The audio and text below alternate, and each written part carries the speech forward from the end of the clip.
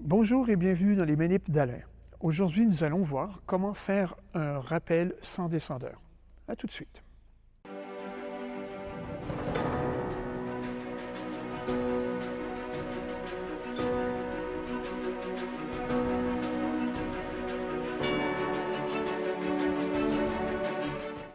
Récemment, nous avons vu comment assurer le second sans descendeur, mais maintenant qu'il est rendu au relais, il va falloir redescendre. Tout d'abord, c'est quoi un descendeur?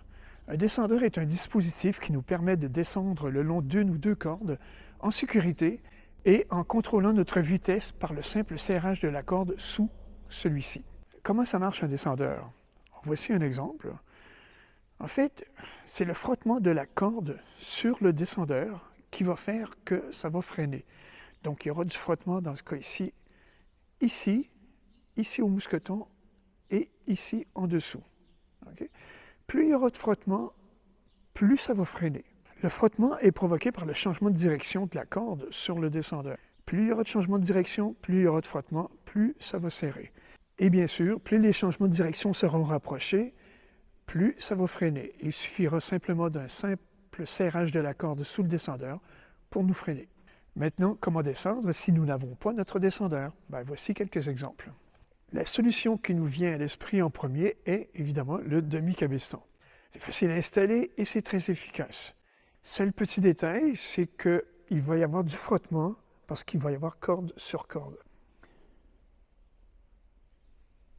Et avec notre poids lors du rappel, ça va user prématurément nos cordes d'escalade. Il y a un petit système très efficace qui ne nécessite que 2 mousquetons de sécurité.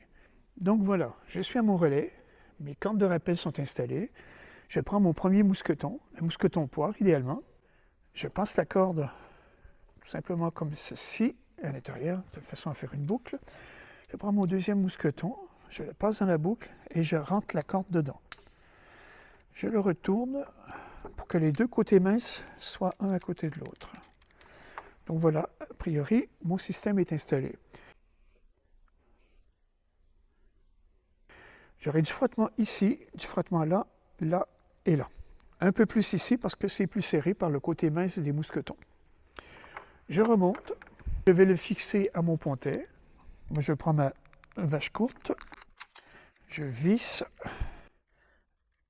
Il ne me restait plus qu'à mettre un mâchard parce que quand même c'est un rappel et c'est un système qui n'est pas aussi bien qu'un descendeur. J'ai mis mon mâchard, donc j'ai plus qu'à descendre. Donc voilà, on voit que ça freine, mais pas autant qu'un descendeur normal. Donc voilà, donc c'est quand même une solution de secours, ce n'est pas à se servir tous les jours. Il y a un autre système aussi qui est raisonnablement efficace, mais qui nécessite 4 mousquetons. Idéalement des petits et éventuellement des gros. C'est à vous de voir, mais les petits vont être plus efficaces. Je prends mes 2 petits mousquetons, je les inverse et je garde la partie large en bas. Je passe mes 2 cordes dedans, un peu comme tout à l'heure. Avec mes 2 autres mousquetons, je les rentre dedans. Je rentre la corde encore dedans, comme tout à l'heure.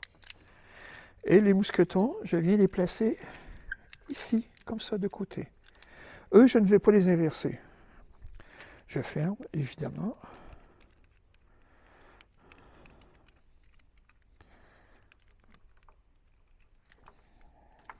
OK. Je prends ce qu'il faut pour la mettre à mon pontet. Je rentre sous la corde.